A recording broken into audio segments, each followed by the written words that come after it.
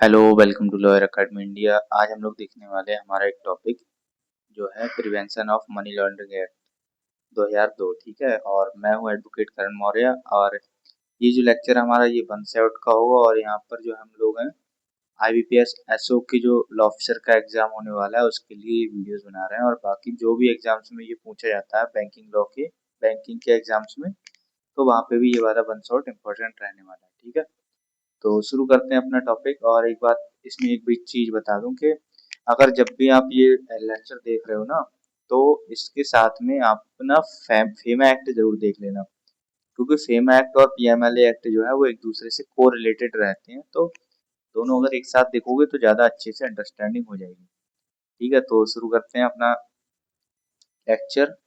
PMLA है क्या? ठीक है, prevention of money laundering act.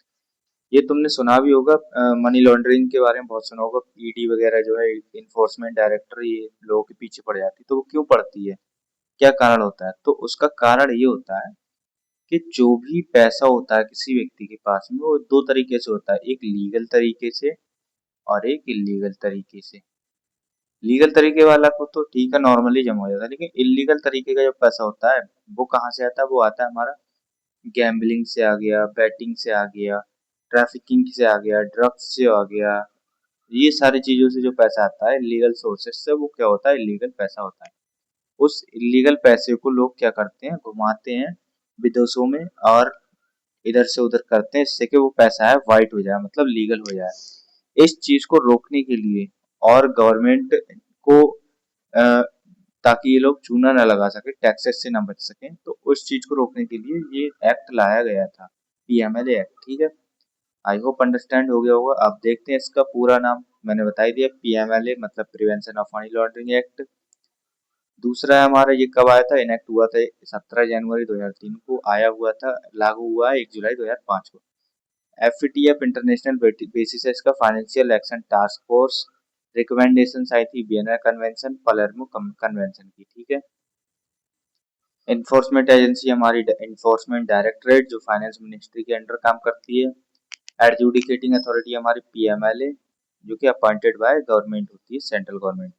Appellate tribunal होती है ATFE, appellate tribunal for forfeited property. अब PMLA अपीलेट ट्रिब्यूनल हो चुकी है। स्पेशल कोर्ट कौन सी? सेशन कोर्ट जो होती है, designated as special court. Session court को ही जो स्पेशल पावर दे दी जाती है। सेक्शन कोर्ट में अगर जैसे कि एडिशनल सेशन जज है या फिर ADJ वगैरह है, उनमें से एक को पावर दे दी जाती है इस केसेस को निपटाने के लिए। नेचर्स का है क्रिमिनल लॉ, जिसमें अरेस्ट, प्रोसिक्यूशन, इम्प्रिजनमेंट सारी चीजें होती हैं। टोटल सेक्शन इसमें 75 सेक्शंस हैं और शेड्यूल्स हैं। मेजर अमेंडमेंट इसमें ये हुए हैं, और शेड्यूल ABC जो है इसमें आते हैं।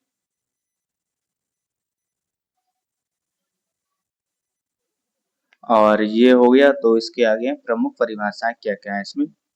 मेन परिभाषा इसकी यही है, इंपॉर्टेंट है, मनी लॉन्ड्रिंग क्या होती है। ठीक है, कोई भी प्रोसेस या एक्टिविटी जो प्रोसीड्स ऑफ क्राइम को लीगल दिखाए, जो कि क्राइम का जो पैसा है उसको लीगल बना दे। यहाँ कंसीलमेंट मतलब छिपाना, पजेशन रखना, यूज उपयोग करना, प्रोजेक्टिंग एज अनटेंटेड प्रॉपर्टी, ऐसी प्रॉपर्टी जिसपे कोई दाग नहीं है। तो ये सब क्या होते हैं? मनी लॉन्ड्रिंग होती है। ठीक है, प्रोसीड्स ऑफ क्राइम प्रॉपर्टी जो डायरेक्टली या फिर इनडायरेक्टली शेड्यूल ऑफेंसेस में आती है, वो क्या होती है? प्रोसीड ऑफ क्राइम्स के अंडर आ जाती है। शेड्यूल ऑफेंसेस हम देख सकते हैं, जैसे IPC में मर्डर हो गए, किडनैपिंग, करप्शन, ड्रग ट्रैफिकिंग, ये सारे जो होते हैं। और दूसरा शेड्यूल B पार्ट B में ऑफेंस की value, where value greater than 1 crore है। Part C cross border crimes हो गए, इन्हीं से आया हुआ पैसा PMLA में कवर्ड होता है। मतलब कि जैसे कि A है, ठीक है, A ने B से बोला कि तू C का मर्डर कर दे, मैं तुझको 5 लाख रुपए दूंगा। 5 लाख दे दिए इसने, B ने C का मर्डर कर दिया। अब ये जो रुपए है ना, ये इलीगल हो गए, क्योंकि ये गलत तरीके से आए हैं। और ये से ही PMLA एक्ट जो है क्या करेगा? रेगुलेट करेगा। इसके ही बेसिस पर जो है बी को सजा भी मिल जाएगी। एक तो मर्डर की मिलेगी, एक जो पैसा आया इसको इलीगल तरीके से, अगर ये इसका यूज करता है, घुमाता है इधर उधर, उसकी भी सजा मिलेगी। प्रॉपर्टी तो आपको पता ही, movable, immovable, intangible, tangible, cash securities, digital assets वगैरह आते हैं। अटैचमेंट क्या है? जो ED जो है प्रोविजनल ऑर्डर से प्रॉपर्टी को फ्रीज या फिर सीज कर सकती है, इसे कहते हैं।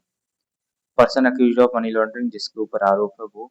रिपोर्टिंग एंटिटी कौन सी होती है? बैंक्स होती हैं, FIR, NBFC, intermediaries, payment systems operators, जो पीएमएलए के अंडर केवाईसी एएमएल कंप्लायंस करती हैं।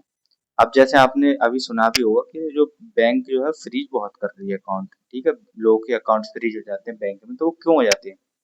इसी वजह से होते हो जाते हैं क्योंकि क्या होता है कि जो पैसा होता है लीगल तरीके से आया हुआ चेन में, ठीक है, वो पैसा फिर दूसरे लोगों को अकाउंट में जाता है, फिर दूसरों से उन दूसरों के में जाता है, तो जो पूरी चेन होती है ना वो सब फ्रीज कर दी जाते हैं अकाउंट्स। तो इसी को कहते हैं जो फिर जो क्या होता है, जो भी पैसा आया वो वापस चला जाता है, जिसके भी अकाउंट जिसका भी होता है उसको वापस चला जाता है। जैसे क्योंकि फ्रॉड से जो पैसा होता है वो भी पीएमएलए के अंदर ही आएगा, इसीलिए वो जो है पैसा वापस चला जाता है जिसके साथ फ्रॉड हुआ है उसको। अगर कोई वैसा पैसा इलीगल पैसा है, बैटिंग वगैरह का, क्राइम का है, तो वो पैसा सीज हो जाता है और वो पैसा जो ईडी के पास पहुंच जाता है। इससे जो चीजें होती हैं, दिक्कत होती है आम नागरिक को होती है, तो उसके लिए सुप्रीम कोर्ट, हाई कोर्ट ने जजमेंट्स भी बनाए हैं कि जो आप है ऐसे किसी का भी अकाउंट फ्रीज नहीं कर सकते हो, ठीक है। तो ये थोड़ा इंपॉर्टेंट पॉइंट था इसलिए बताना जरूरी समझा मैंने। बेनिफिशियल ऑनर कौन होता है? एक्चुअल ऑनर होता है या फिर कंट्रोलर ऑफ प्रॉपर्टी होता है। और नेक्स्ट हमारा मनी लॉन्ड्रिंग के कितने स्टेजेस होते हैं? वो होते हैं हमारे 3 स्टेजेस।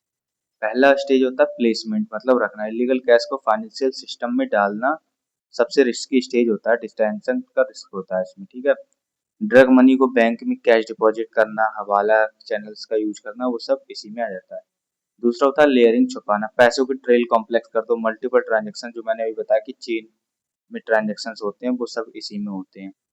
ऑफशोर अकाउंट्स हो गए, सेल कंपनी हो गई, फ्रीक्वेंट वायर ट्रांसफर हो गए, ये सारी चीजें इसमें आ जाती हैं। इंटीग्रेशन होती है लॉन्डर्ड मनी, जो होती है इकोनॉमी में क्लीन दिखा के पैसे वापस लाना, और फिर ये हो जाता है, ये लीगल इनकम लगने लगती है, लीगल पैसा बन जाता है, प्रॉपर्टी बाय कर लेते हैं, उससे बिजनेस में इन्वेस्ट कर देते हैं, लग्जरी गुड्स वगैरह परचेज कर लेते हैं। और पीएमएलए तीनों स्टेजेस पर अप्लीकेबल होता है, सिर्फ इंटीग्रेशन पर नहीं अप्लीकेबल होता है, सारी चीजों पर अप्लीकेबल होता है, जहां पे पकड़ा जाएगा वहीं पर जो है इसको पीएमएलए से इन्फोर्स करा लिया जाएगा। Attachment of property provisional attachment होता है, ईडी करती है attachment of property, reason to believe करो कि प्रॉपर्टी प्रोसीड्स ऑफ क्राइम है, और कंसीलमेंट ट्रांसफर का खतरा है, मतलब कि ऐसा भी होता है कि प्रॉपर्टी है जो वो क्राइम वगैरह से आई है और इसको जो है बेचने का या फिर ट्रांसफर करने का खतरा है। ड्यूरेशन इसकी 180 डेज रहती है, जब फिर एडजुडिकेटिंग अथॉरिटी से कंफर्म करवाना होगा। प्रॉपर्टी मालिक यूज नहीं कर सकता है क्योंकि वो फ्रोजन हो जाती है, जो मैंने आपको बताया बैंक अकाउंट वाला सीन, वो भी इस पे लागू हो जाता है। नेक्स्ट हमारा एडजुडिकेटिंग अथॉरिटी कंफर्मेशन, तो ईडी 60 दिन में एडजुडिकेटिंग अथॉरिटी के पास कंप्लेंट फाइल करता है। एडजुडिकेटिंग अथॉरिटी नोटिस देता है, अक्यूज्ड को सुनता है, ठीक है। एडजुडिकेटिंग अथॉरिटी ऑर्डर करता है अटैचमेंट कंफर्म करो या फिर रिलीज करो। अगर कंफर्म्ड है तो प्रॉपर्टी फॉरफीचर के लिए स्पेशल कोर्ट के पास भेजा जाता है, ठीक है। कन्फिस्केशन क्या है? तो ये है स्पेशल कोर्ट कन्विक्शन के बाद कन्फिस्केशन का ऑर्डर देता है, मतलब कि जो प्रॉपर्टी है उसको रोकने का ऑर्डर देता है, उसके साथ जो भी करना है वो बता देते हैं ऑर्डर में। प्रॉपर्टी सेंट्रल गवर्नमेंट में बेस्ट हो जाती है, सरकारी प्रॉपर्टी बन जाती है, एक्विटल पर अटैच प्रॉपर्टी जो होती है रिटर्न हो जाती है। इवन बिना कन्विक्शन के सिविल फॉरफीचर पॉसिबल अगर property proceeds of crime prove हो, ठीक है। अरेस्ट की पावर क्या है? ईडी के पास पावर होती है, अरेस्ट कर सकते हैं। फिर ग्राउंड ऑफ अरेस्ट वही सेम बीएनएसएस वाला प्रोसेस अपनाया जाता है, उसके बाद में स्पेशल मजिस्ट्रेट के सामने पेश किया जाता है, वो सारी चीजें होती हैं, ये तो आपको पता है। ये होगा कि बीएनएसएस में क्या क्या प्रोसेस होते हैं अरेस्ट करने का, अगर नहीं पता है तो बीएनएसएस का भी वन शॉट बना रखा है, वो देख लेना जाके, एग्जाम के लिए भी इम्पोर्टेंट है और वैसे भी आपको पता होने चाहिए। बेल प्रोविजंस क्या है? पीएमएलए का सेक्शन 45 बेल देना बहुत मुश्किल बनाता है, क्योंकि ये ना ट्विन टेस्ट का अप्लाई करता है, ट्विन टेस्ट का रूल। ये ट्विन टेस्ट क्या होता है? पहला कंडीशन में पब्लिक प्रोसिक्यूटर की सुनवाई होती है, बेल एप्लीकेशन पर पब्लिक प्रोसिक्यूटर मतलब पीपी को सुना जाता है, और पीपी इसको पक्का अपोज करेगा। फिर कंडीशन 2, सो कोर्ट का सेटिस्फेक्शन, कोर्ट अगर सेटिस्फाई है तो दे देगा बेल, अगर नहीं है तो भैया कट तुम कर देगा, मतलब कि कैंसिल कर देगा बेल को। KYC AML compliance reporting entities कौन कौन होती हैं, कैसे होता है? पीएमएल रिपोर्टिंग एंटिटीज को केवाईसी करने को कहती है, जो कि न्यू योर कस्टमर और एएमएल एंटी मनी लॉन्ड्रिंग ये सारी चीजें करने को कहती हैं। कैसे होता है, क्या होता है, ऑब्लिगेशन ऑफ रिपोर्टिंग एजेंसीज वो केवाईसी वेरिफिकेशन करती है कस्टमर के आधार पैन ये सारी चीजों का। रिकॉर्ड मेंटेनेंस करती है, ट्रांजेक्शन्स का रिकॉर्ड 5 साल तक रखना कंपलसरी होता है। अकाउंट ओपनिंग आपको डॉक्यूमेंट्स भी 5 साल तक रखे जाते हैं। सस्पिशन ट्रांजेक्शन अगर होता है उसकी रिपोर्ट कहाँ करती है, एफआईयू इंडिया को रिपोर्ट करो या फिर विद इन 7 डेज। सस्पिशन में और थ्रेशोल्ड क्या होता है, कोई भी अमाउंट हो सकता है। जो मैंने आपको बताया था अभी कि जो बैंक अकाउंट फ्रीज कैसे होता है, उन्हें जैसे ही पता लगता है कि जो पैसा है ये दूसरी जगह से आया गलत तरीके से, तुरंत वो एफआईयू इंडिया को रिपोर्ट कर देती है 7 दिन के अंदर अंदर, और आपका अकाउंट फ्री हो जाता है। कैश ट्रांजैक्शन रिपोर्ट होती है, रेज 10 लाख या उससे ज्यादा की कैश ट्रांजैक्शन होगी तो तुरंत रिपोर्ट करेंगी एफआईयू इंडिया को। Cross border wire transfer report होती है तो फिर वो 5 लाख की लिमिट पे हो जाती है। ठीक है। Non profit organisation report, NGO या ट्रस्ट के ट्रांजेक्शन पर भी ये जो रूल है लागू हो जाता है।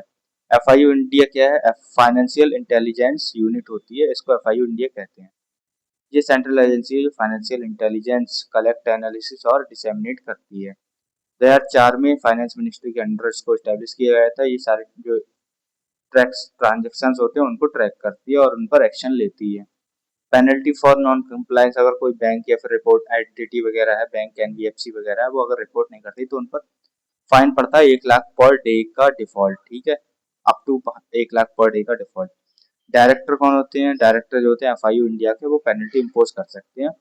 और कंटिन्यूड जब तक नॉन कंप्लायंस रहती है तब तक लाइसेंस भी रद्द हो जाता है, अगर ज्यादा दिनों तक रहती है कंटिन्यूड। बर्डन ऑफ प्रूफ किस पे होता है, तो मनी लॉन्ड्रिंग का जो ऑफेंस होता है ना, उसमें अक्यूज पर बर्डन होता है प्रूव करना हुआ प्रॉपर्टी प्रोसीड्स ऑफ क्राइम नहीं है। ये रिवर्स बर्डन है, नॉर्मल केस क्रिमिनल लॉ से अलग है। क्योंकि आपके अकाउंट में पैसे आए हैं, ये वो वाला रूल हो जाता है जैसे कि आपके अकाउंट में पैसे आए तो आप बताओ कि आपके अकाउंट में पैसे आए कहाँ से।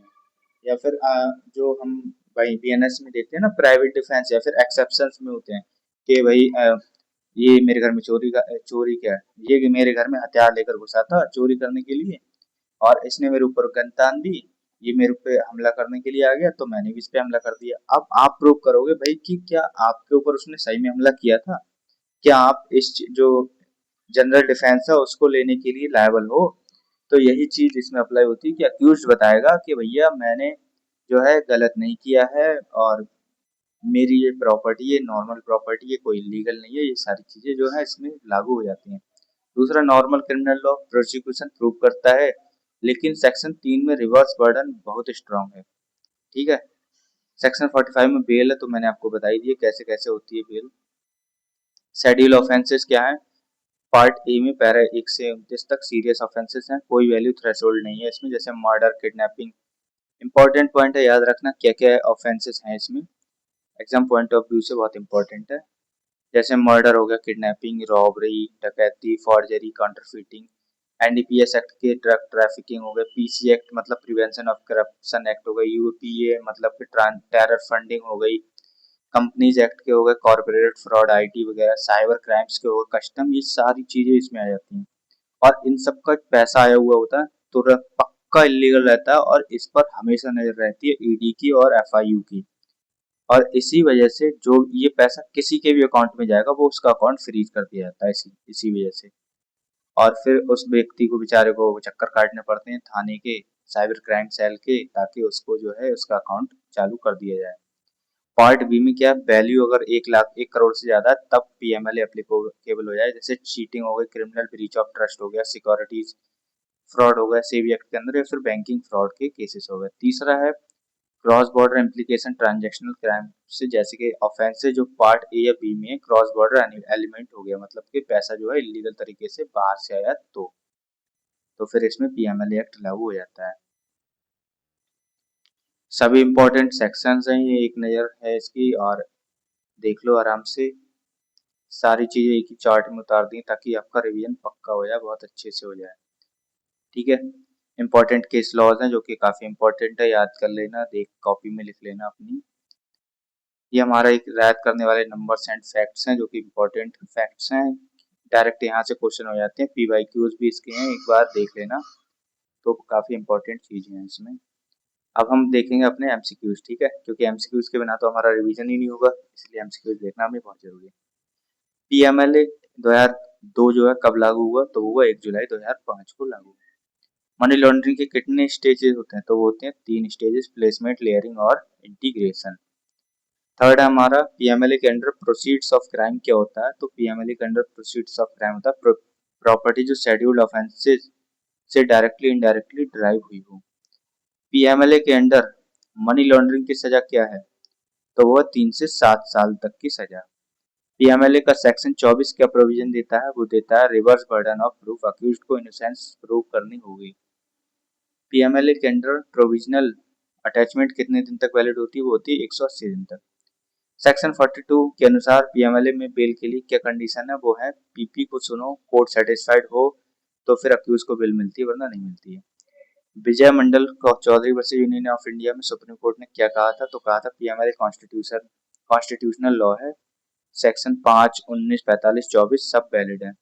इंपॉर्टेंट पॉइंट है, याद रखना, एग्जाम में आज डायरेक्ट क्वेश्चन आ जाता है यहाँ से। पीएमएलए के अंडर कैश ट्रांजैक्शन रिपोर्ट की थ्रेशोल्ड क्या है, तो वो है हमारी 10 लाख रुपए की। एफआईयू इंडिया क्या है और कब स्टैब्लिश हुई, तो FIU India financial intelligence unit है, जो कि 2004 में स्टैब्लिश हुई थी। Pankaj Bansal versus union of India के केस में सुप्रीम कोर्ट ने क्या होल्ड किया, तो वो किया था अरेस्ट ग्राउंड्स रिटर्न में देने कंपलसरी हैं, मतलब बीएनएसएस वाला प्रोविजन आपको देना पड़ेगा। पीएमएलए के under STR suspicious transaction report कितने दिन में फाइल करनी होती है, वो 7 दिन में फाइल करनी होती है। बैंक्स और एनबीएफसी या फाइनेंशियल इंस्टीट्यूशंस फाइल करते हैं। पीएमएलए शेड्यूल पार्ट बी में ऑफेंसेस कब अप्लाई होते हैं, जब होते हैं जब अमाउंट जो है 1 करोड़ से ज्यादा को तब अप्लाई होते हैं। पीएमएलए के अंडर रिकॉर्ड्स मेंटेन करने की मिनिमम पीरियड क्या है, तो वह हमारी 5 साल तक। 5 साल तक केवाईसी डॉक्यूमेंट्स, अकाउंट के डॉक्यूमेंट्स जो है बैंक्स अपने पास रखते हैं। पीएमएलए अरेस्ट के बाद अक्यूज्ड को कितने घंटे में कोर्ट में प्रेजेंट करना होगा, तो वो करना होता है 24 घंटे में। नॉर्मल बीएनएसएस वाला प्रोसेस इसमें अपनाया जाता है। पीएमएलए का सेक्शन 71 क्या कहता है, तो सेक्शन 71 कहता है पीएमएलए एंड अदर एक्ट्स को ओवरराइड करता है, not with standing clause.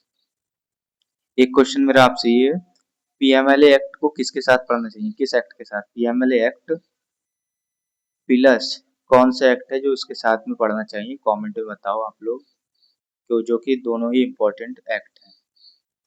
PMLA के अंडर रिपोर्टिंग एंटिटीज में कौन कौन शामिल है, तो पीएमएलए के अंडर रिपोर्टिंग एंटिटीज में हमारे banks, NBFCs, FIIs, financial institutions, intermediaries, payment operators, jewellers, ये सारे लोग इंपॉर्टेंट हैं। पीएमएलए के अंडर एडजुडिकेटिंग अथॉरिटी का क्या नाम है, तो वो है हमारा ईडी का प्रोविजनल अटैचमेंट कंफर्म या फिर रिलीज करना।